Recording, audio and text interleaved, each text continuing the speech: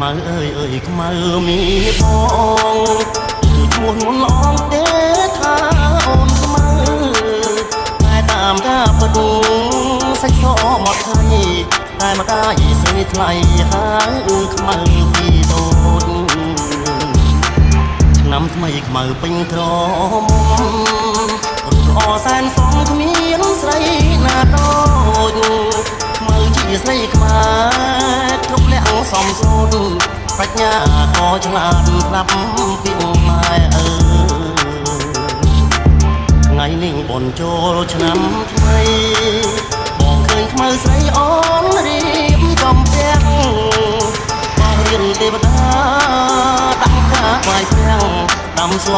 រូតរាំងជូនម្ដាយទៅវត្ត